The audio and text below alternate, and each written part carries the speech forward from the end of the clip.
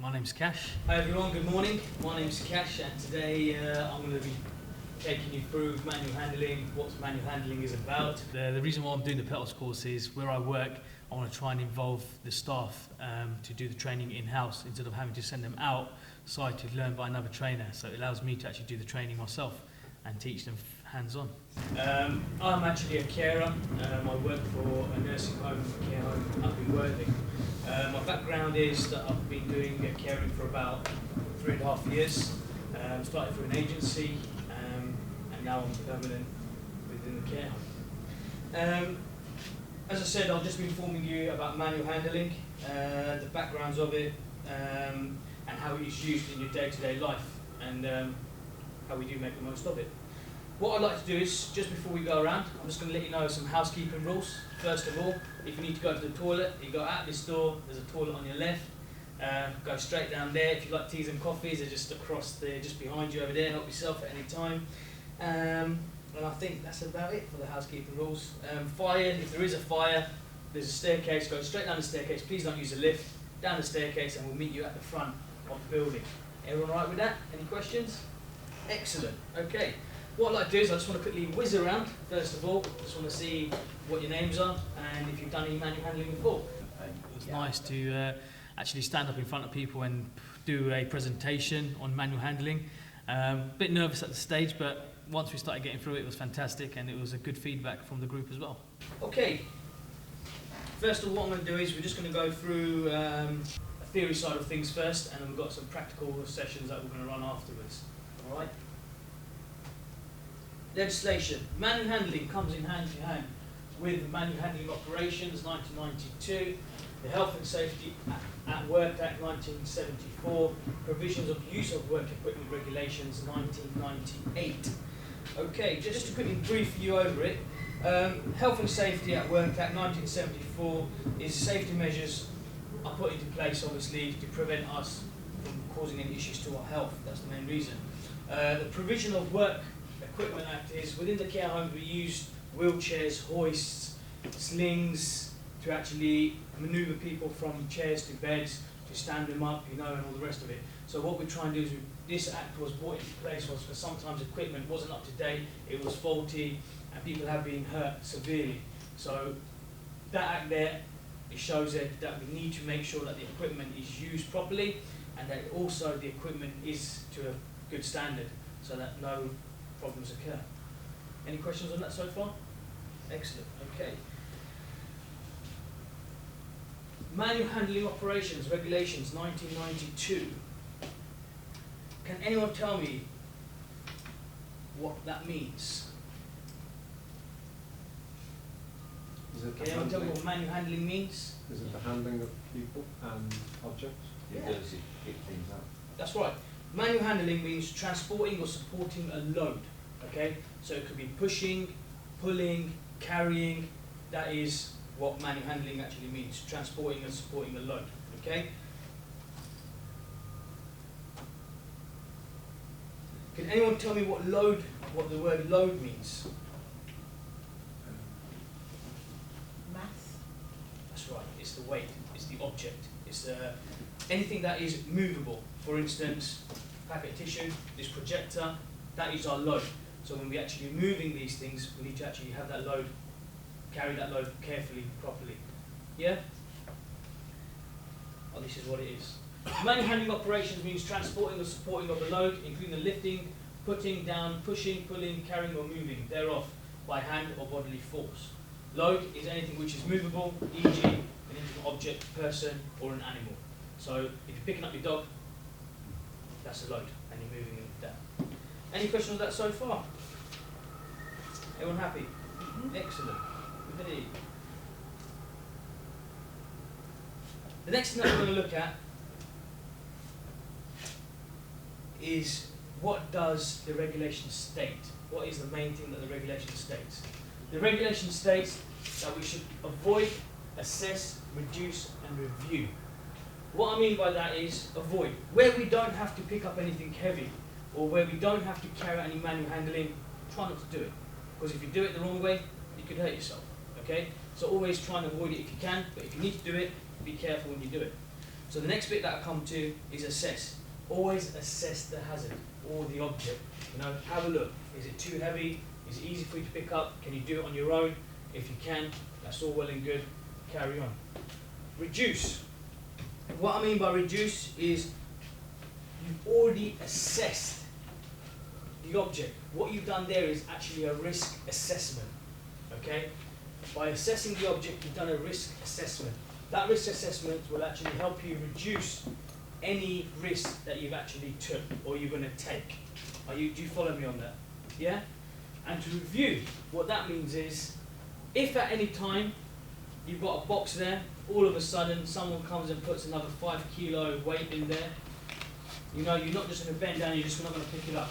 You're going to assess it, you're going to do another risk assessment on that, and then you'll review it, and then you'll pick it up. Are you happy with that? Excellent. We all carry out risk assessments every day. I thought he was really good. He was the first up, you know. I didn't see any nerves from him at all. I thought he did so well. He was very enthusiastic. It was on manual handling and really informative. I think everyone in the group understood aspects of manual handling. Every day we're doing risk assessments. Can anyone tell me here, to give me an example of risk assessment that you might carry out on a day-to-day basis? Anybody? When you go to the tube station on the underground, you want to step over the yellow line? Perfect. Yeah? Anyone else? Anything covered, see, burns. Bingo. Anyone else? Just getting out of bed in the morning and make sure there's nothing on the floor. Very true. Stand on. Yeah, that is your risk assessments. Those are your daily risk assessments that you do. So it's second nature, really. But sometimes when you put it into the theory side of things, you think, risk assessment, what's a risk assessment? We do it every day. Crossing the road. You know, we look right, we look left. We cross the road. That's a risk assessment. So that is how risk assessments are done. Yeah? First of all, can I just have a volunteer, please? I'll do it. Yeah? Coming through. What I'm going to do, Brenda, I'm just going to put this box here, like this. And what I'd like to do is, I'd like to lift that box up. If I can just get everyone to observe how Brenda lifts up the box, please. Yeah? If I can have you maybe facing this way so that everyone can see you. Yeah? Please go ahead.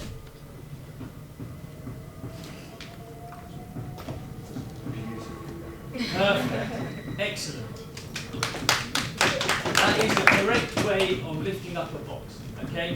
First of all, Brenda, the only thing I would say, okay, if you can put the box back down, is one thing you did miss.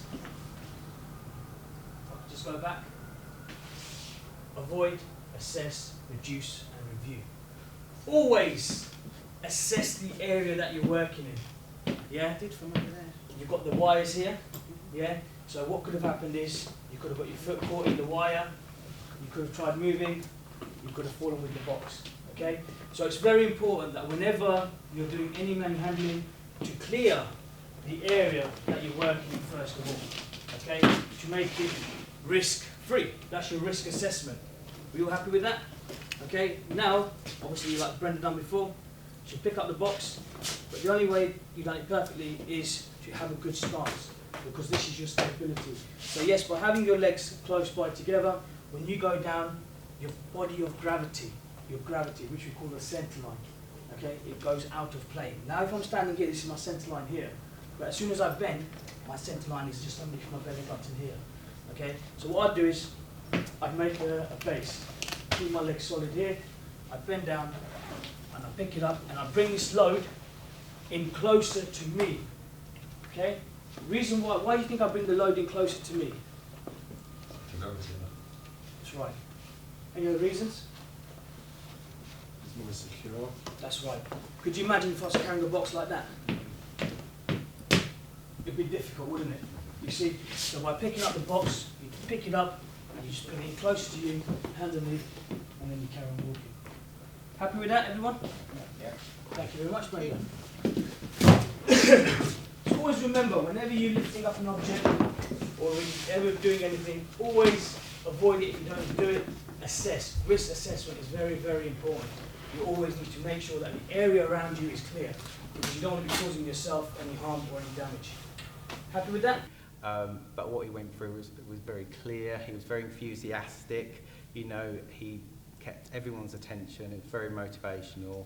I really enjoyed learning about the lifting side of it was obviously very good and informative, but I liked learning a bit more about the spine and the issues there and the problems. The most frequent cause of absences at workplace is to do with your back. Okay? People go off ill because they've had a back problem, and that's 80% of people within the UK. Okay, that's the majority. 80% of adults as well have experienced back pain somewhere along their lives. Has anyone of you here get back pains? Back pains, yeah? See? That's the vast majority of us in this group, okay? So what I want to do is, I just want to quickly go through the spinal cord, okay? And just let you know about the spinal cord. This is your spinal cord. The reason why the spinal cord is in an S shape and it's not straight, because it gives you more of a balance, okay? It allows you to have more stability. If you're straight up like this all the time, you'll be moving like that. You know, you'll be able to move around properly. So that's hence why it's in an S shape. The spinal cord is broken down into five bits. You've got the cervical, the thoracic, the lumbar, the sacral, and the coxal, what they call it. Okay. Can anyone tell me how many bones or vertebrae there are in the spinal cord? 32. Close. Very close. There's one? Close, but not close enough. 33. Bingo. Yeah, it's 33. You have 33 vertebrae within the spinal cord. Okay? How many of them actually are movable? 20. They all move with one another. Yeah, but the actual movement that allows you to move. Oh, it's the thoracic. Yeah, it's 24.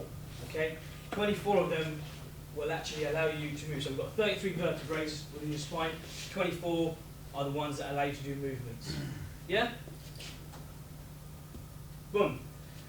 The vertebrae are divided into 5 sections, like I just stated. You've got the cervical, which is the neck vertebrae. You've got the thoracic, which is the chest vertebrae, which is down here. You've got the lumbar, which is your lower back, which is just this bit here. You've got the sacrum, which is here. You've got your cox, which is just there. Okay? Any questions on that so far? Why is it then that people get recurring back pain because of weather changes and stuff, and they haven't necessarily stressed themselves physically? I will come to that in 1 second. We will be going over why we think back pains are caused. Okay?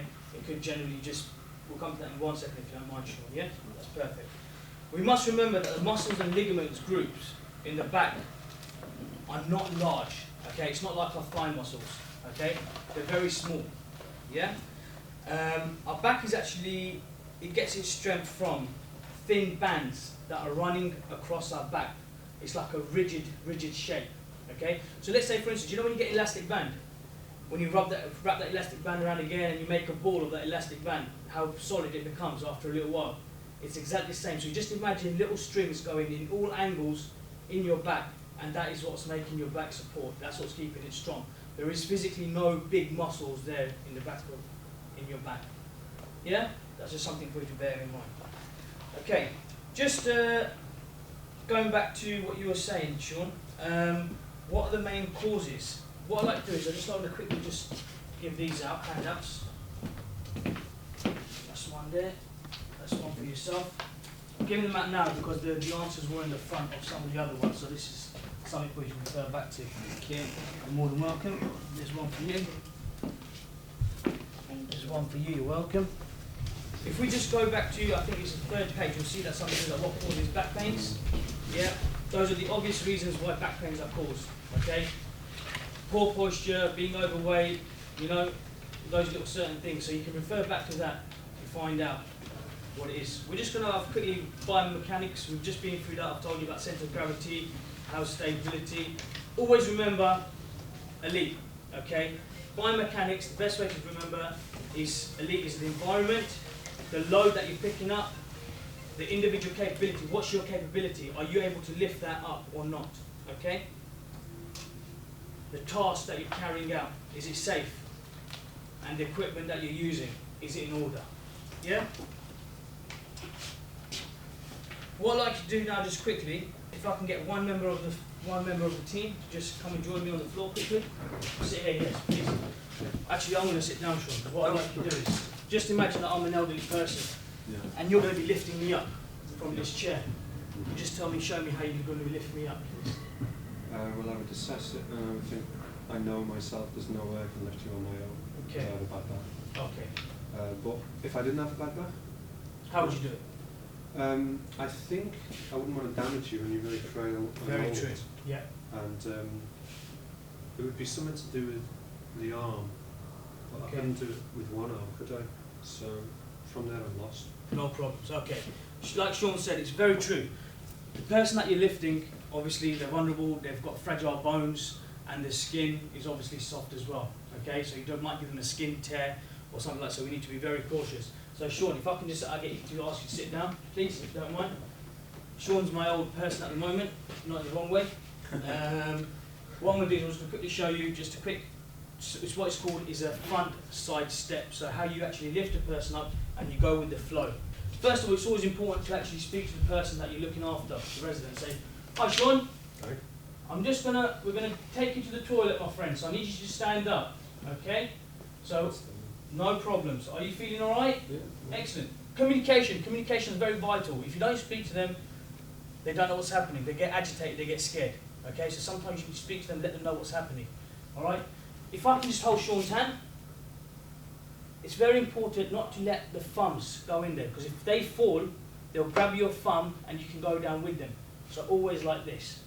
Best position, stand on your side, legs facing like that, or what we want to do is we're going to go forward step. Okay, so I'm going to have my leg in an L shape. What I'm going to do is put my hand at the back of Sean here, to say lean forward from Sean, and I'm going to say, right, sit back on 3, I'm going to rock you, and on 3 I'm going to say up, and we're going to stand up.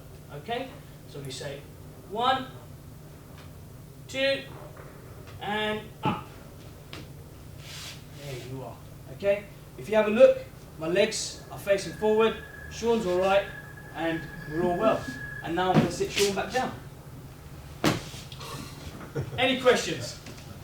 Perfect. People? A lot of planning. A lot of planning. Obviously, Tom, he helped us through it as well, in the sense of how to plan our sessions out. Like I stated earlier, it was like the planning scheme, the planning sessions. We worked through that by minutes, by sectors, to see exactly how we were going to do it, when we should come in, bring in the next topic. So it was all a structured, breakdown structure. That is everything. Just a quick brief on manual handling, biomechanics. I hope you've learned about spinal cord, biomechanics, manual handling, how to lift people, fragile people. Any questions? No? Excellent. At the back of your sheets that are provided, you have got a knowledge sheet which you can fill and you can give back to me at the next session. Our next session we will be covering a bit more manual handling manoeuvres and how to weight bear. So if someone's falling, how to put them to the floor slowly. Is that all right? Perfect. Excellent. Everyone have a great day, and it was a pleasure having you here. Thank you. Well done, Cash. Excellent. Always Thank you. tricky to go first. So first of all, probably it's a nice positive start. You were quite sort of enthusiastic, bubbly, confident. So you know, if there were any nerves, you hid them well. You know, you seem to be straight into it and sort of knew. Good subject knowledge certainly as well, and quite sort of passionate about it, which we were talking about obviously over the last couple of days. I've put a good initial assessment in the sense that you've got everyone involved quite early by finding out has anyone done any manual handling. Most people would have done, you probably knew that already, Yeah. but it's quite nice because we will go around and straight away people are involved and it sort of ticks the inclusion box, so that was really good. You were regularly sort of, excuse me, asking questions, okay, so everyone got that. So we talked about formative assessment, you know, just informally, is anyone got any questions on that, everyone happy with that? There was plenty of that. You're quite positive as well to comments and that, so that was really good. I put, you know, obviously good use of PowerPoint, not too much info on there, I thought, you know, and then you use the diagrams as well for the spine. I think that worked quite nicely if you're trying to talk through and demonstrate what you're talking about in terms of that. In terms of sort of areas for development, I put down maybe at the beginning. You sort of did say what you're going to be doing, but I would have those outcomes. Yeah, so Okay. even if you wrote them on the whiteboard, they were on a slide, and you said by the end of it we would have done this, this, and this. So you know the basics, legislation, you know, principles, and then you might have just said lifting a box and lifting a person, you know, basic lifting. Then people are like, okay, yeah, that's what we're doing. And then what you could then do at the end, you can then just say bang, bang, bang, you know, This is just what's sort of, up. yeah.